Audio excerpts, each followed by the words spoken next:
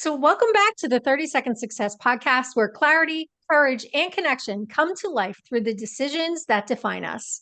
I'm your host, Laura Templeton, and today we're diving into the bold, messy, and meaningful moments that help us move forward in business and in life. So, let's jump in. Today, I have the distinct pleasure of bringing to you a good friend of mine, actually, a really good friend of mine's husband, who has also become a good friend of mine, Ken Crippen. And Ken is the founder of the Football Learning Academy. And I'm going to let him introduce himself to us. So, Ken, why don't you start us off with your 30-second message? All right. As you said, I'm Ken Crippen. I'm the founder, podcaster, and lead instructor at the Football Learning Academy.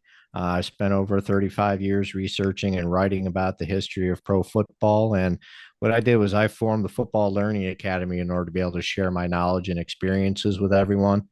So we have classes, like I said, we have a podcast, we have interviews, things like that to help teach you about the history of the game. And we also use our platform to help raise money for retired players in need. They've been very good to me over the years, and I want to be able to give back to them. So that's why we want to be able to use a portion of all the proceeds at the Football Learning Academy to help those retired players in need. Beautiful. I love it. And we'll definitely dive into that because I think that's something a lot of people don't realize. And I'd love to have a conversation around part of that that would inspire you that in that direction. But first, I want to ask you, what's something that people are often surprised to learn about you?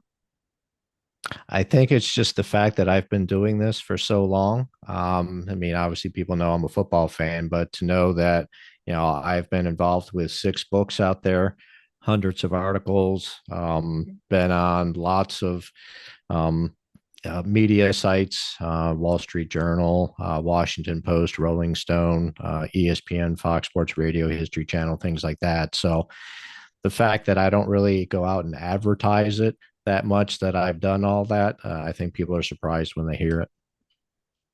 I am. I know I am. And the fact that you were in Rolling Stone magazine is kind of cool, right? I think that there are so many different things that we do in our lifetime that a lot of people don't realize. And I love that you share that with your audience and you get to share that now through your podcast and through the Football Learning Academy. I think is a beautiful thing. So being able to share your knowledge in such an amazing way in writing and in recording and supporting people is beautiful. So thank you for that. I really appreciate that you do that for us. Oh, thank So you. I appreciate that. I want to be able to educate people on the history of the game, and you really don't see that in the media these days where they dive into the history of the game. So hopefully, I'm able to provide something that they're not finding anywhere else. it's so funny that you say that. Sometimes my husband and I start talking about, the announcers are so different these days, even. And, when we grew up a lot of times listening to the radio where announcers really had to paint a picture for you. And I Mhm. think I think you've even interviewed some retired announcers as well, which is kind of cool. Just a few. Yeah. Yeah. Leslie Visser, obviously, a lot of people know her, and Gail Sierens, was the first female to do play by play for the NFL. So, yeah, I've talked to some broadcasters in the industry, and it's always great getting people's perspective, especially the ones that did it so long ago that you're able to kind of put things into context compared, today compared to previous eras. Yeah. So take us back to a 30-second decision that changed everything for you. What happened in that moment and what came next? I would say it was something where I was putting in a lot of effort at work, a lot of long hours in my day job. And then I was running the professional football researchers in whatever spare time that I had. So it got to a point where I realized that there was just too much on my plate and I had to Mm, stop. And so I stepped down from the football learning academy or from the professional football researchers at that moment, and then cut back on some of the extra stuff I was doing at work. And I decided I really wanted to get out there and be able to put football history, in front of people. And so that's when I formed the Football Learning Academy. And, it's been several years since we officially launched, and things have been going great. I love that. I love that. And to see the ripple effect that you're having, I think, it's opened up a lot for you And I love that you talk about this being a side gig, right? A lot of people struggle with being able to start a business, keep a business thriving, and still work a full-time job.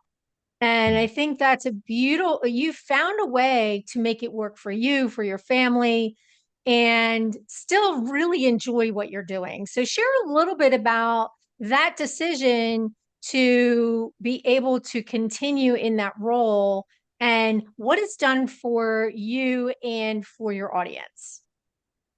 I think it's, you've got to be able to set those boundaries. So you've got a day job and you want to be able to do this extra gig, as you were saying. So it's a matter of making sure you have those boundaries. And so, you know, people are going to keep taking advantage of you as long as you allow them to do that. So you have to Mhm. set up those boundaries. And one of the things that you learn is no is an acceptable answer and no is a complete sentence. You don't need to explain yourself to anyone else. Just say, I I've put in my time. I've put in all the extra hours. I've put in the extra effort. It's not like I'm slacking off, but you gotta just draw the line at some point. And so being able to do that at work and then still having time to be able to do things that I enjoy, which is football history.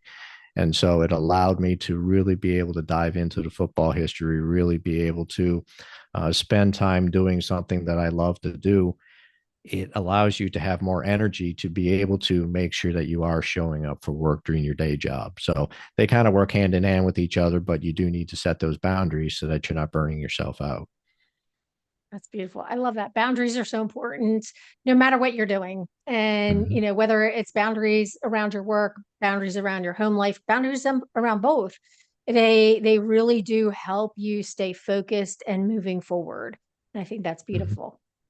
So, as a quick reminder, if you're enjoying this episode, please take a moment to like, follow, or subscribe to the podcast. Your support helps us reach more people with stories and strategies that inspire real connection. So, what I would love to kind of stick with that avenue that you just said about the Football Learning Academy. One of the things that, and about boundaries, but more importantly, I would like to talk to you a little bit about how bringing podcasting into your life has opened doors for you. From a growth perspective, I would love to hear a little bit more about the opportunities that have come your way because of because of the interview process that you go through with the folks that you are bringing onto your podcast. Pretty funny. When I had started the Football Learning Academy, I says, there is no way in hell I'm ever going to do a podcast. And they dragged me kicking and screaming into doing it. But I'm glad that I did it. I had been interviewing players for decades before I even started a podcast. So I've been able to grow a network of people within the football community. And so being able to continue that and doing the interviews for the podcast itself, one thing I wanted to do is instead of just asking the same questions that everybody else asks, I want to be able to dive down deep and learn about the person themselves. I've got the cliche of getting under the helmet. So I want to be able to understand the actual person themselves, what drives them, what motivates them, what's important to them. Anybody can ask them questions. Oh, on 3rd and 10, you did this play. What happened? Stuff like that. I didn't want to be that type of podcaster. So I want people to understand who this person truly was when they listen to my podcast. And so trying to take that different spin. And I've had, some people that I've interviewed say, I've never been asked that question before. You actually dove deep to learn about me. So yeah, to me, that's truly gratifying because that's exactly what I'm trying to do is learn about the person themselves. So yeah, it's been a lot of fun. It's definitely grown. The FLA has gotten more visibility, not only from people who see it on the podcast platforms, but then also on social media. There's interactions that I've been able to have with people based on these interviews. I've been able to take some of the archival interviews of people that have long passed away and be able to put them out as podcast episodes. So now you're hearing firsthand from people that are no longer with us, but you get those firsthand stories of not only their life, but also from their football career. So try to do a blend of both of those: new interviews, archival interviews, things like that, just so I can give people experience from different eras, different types of people, different backgrounds, things like that. I love that.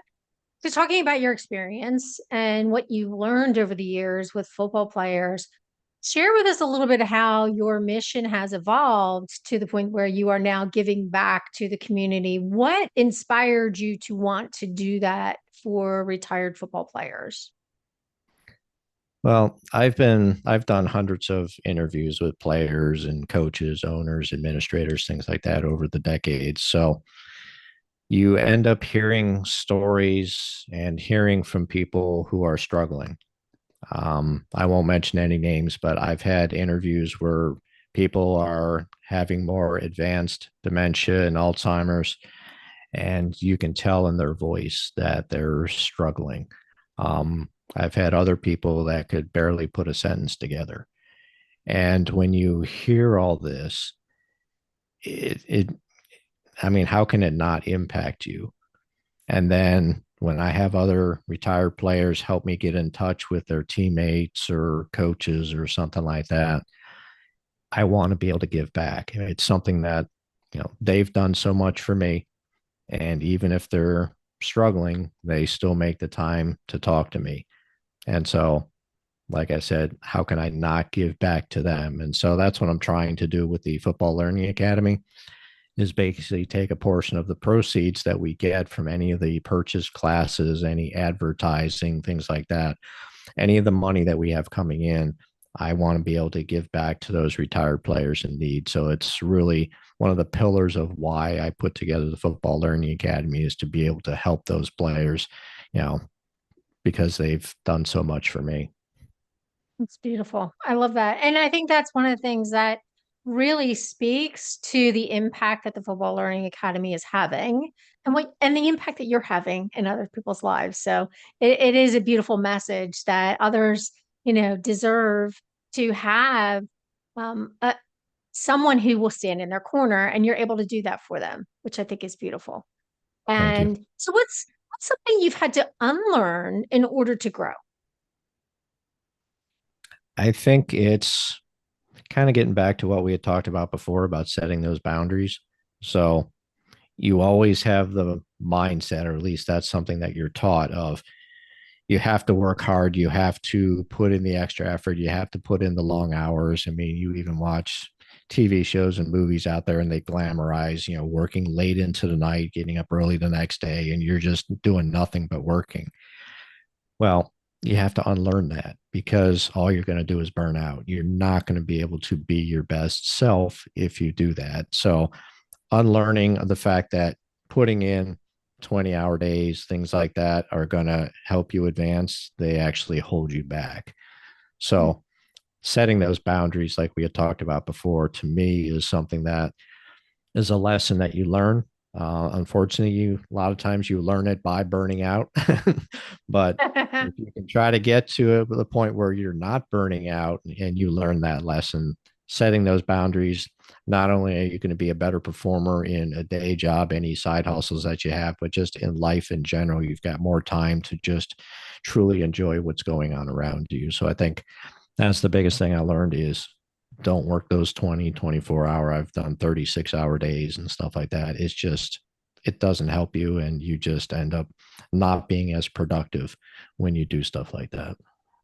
I love that. Unlearning how to push yourself till you fall over. Right? So it, it Yeah, you is don't it is want to go really that important. far. So you want to make sure that you can be productive, but then once you start, seeing that, point of diminishing returns, that's when you stop and say, okay, I'm not Hmm. being my best self. So make sure you stop, recharge your batteries, and then you can get back to it the next day.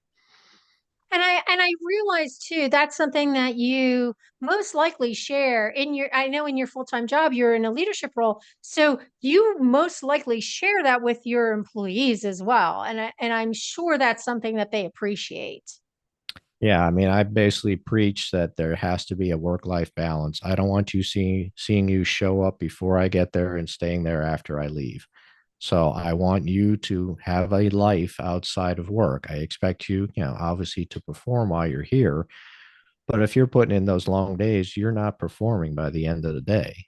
So go home, relax, enjoy life, and the work's still going to be there. It's not like it's, going to suddenly go away if you're not here. Just relax, enjoy your life, and make sure that when you are showing up, you're your best self. I love that. And we'll dive into more leadership lesson. But first, I want to just share something very quickly. If today's conversation got you thinking about your brand, your message, or how you're showing up in the world, come check out the Brand Success Hub. It's my on demand resource center packed with tools, trainings, and templates to help you get clear, consistent, and confident in your brand.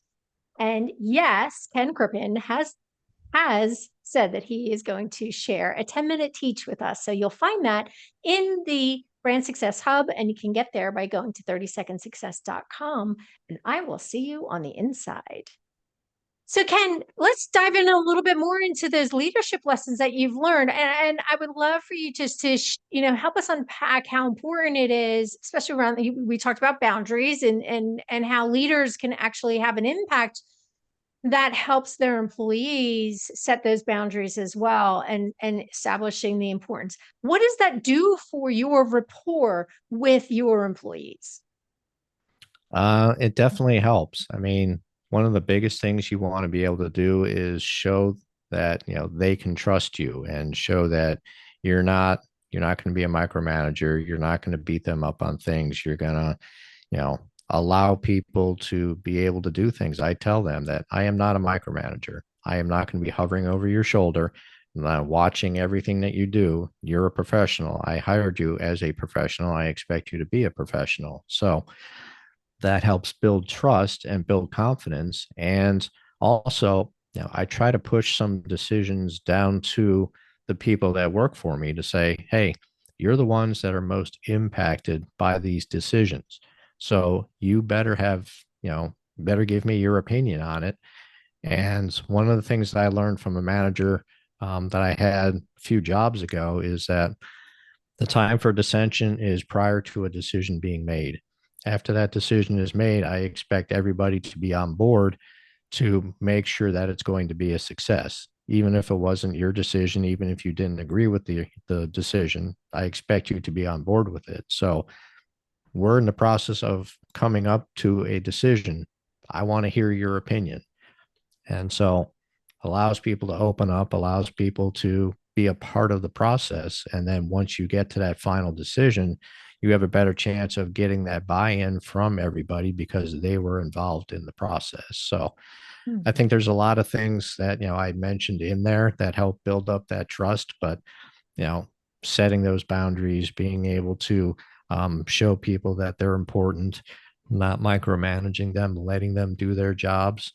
To me, the job of a manager is to give people the tools that they need to succeed and then get out of their way. So a lot of those, I've mentioned a lot of different things in there as far as my personal management philosophy, but that's how I try to build a successful team. And I see it, I've built trust among my teammates and, they're doing very well. I love that you just said that you build trust among your teammates, and that's what drives success is when Mm-hmm. there is trust involved. That was going to be my next question. And so I'm glad that you said that. So what? Tell me a little bit about how you see do you see, I know you see it in your leadership role in your professional life, but how do you see it when you are interviewing NFL players and coaches and the people that you've come in contact with? What where is it that the team, when they start to mesh, when things start to come together, when you see that success really take shape, where is there a specific moment that you can kind of point to, or is it something that happens over time depending on how the team is developed? It really depends. It's not something where you can say there's a specific milestone of it happened at this point. You see it gradually over time. where people start getting more confidence in you as a leader. And so they're able to perform better. They're able to trust you. Um, I always have regular one-on-ones with people because that not only allows me to, if there are any performance issues, I can address them at that time. But the main thing is I want to know, okay, how are things going for you? What do you want to do in your career? How can I help you achieve that within your career? And over time, they start opening up more and they'll start, mentioning more personal things that are going on. I've had people mention, they've been having some trouble at home, things like that. So they've been able to share those types with me. And that gives me perspective of, okay, I know this person is going through some of these issues at home. So, how can I maybe adjust things as far as their workload, the types of things that they work on, stuff like that, in order to make sure that um, empathetic toward what's happening at home, but still allow them to be able to be productive at the office. So, it's one of those things that over time you build up that trust, you build up that communication, and once you get that, you start seeing people coming to you mentioning some things that are going on and, becoming more personal with you.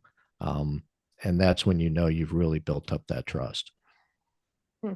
I love that. I love that. And that is actually one of the reasons why I asked you to share your insights in my book, Compassionate Leadership. And I really Mhm. appreciate what you've had to say about the book because I see that you practice empathy with your team, with the folks that you interview, with what you're building at the Football Learning Academy. It's absolutely beautiful. So thank you for sharing that Well, side thank you. of what's important. It really is important. Not enough people are practicing empathy, especially in the workforce, right? In the workplace.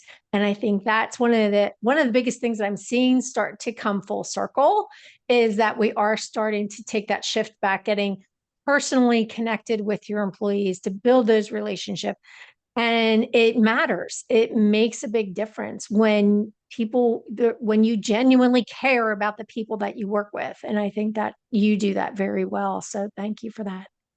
Well, thank you. And I So think you mentioned something, important in there is you've got to be genuine about it. People can sniff out whether you're being fake. So, people say oh, I want to be a servant leader. I want to use EI. I want to do whatever it is.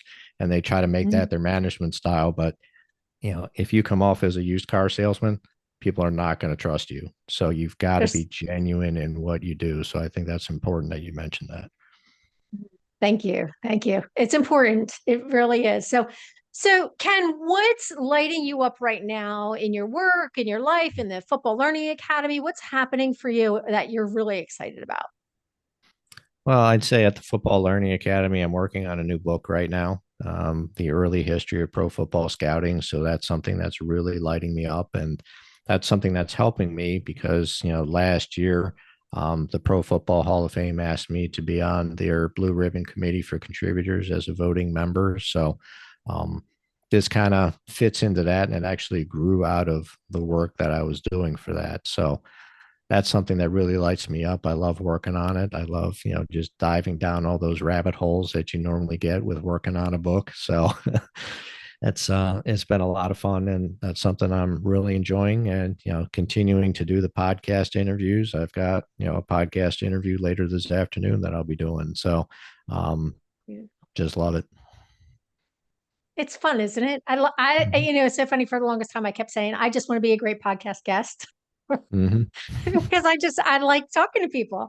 And I think that's one of the fun things. Now I get to bring people on here and talk some more. So it's all good.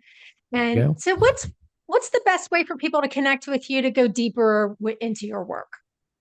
I'd say the best thing is to go to our website, www.football-learning-academy.com.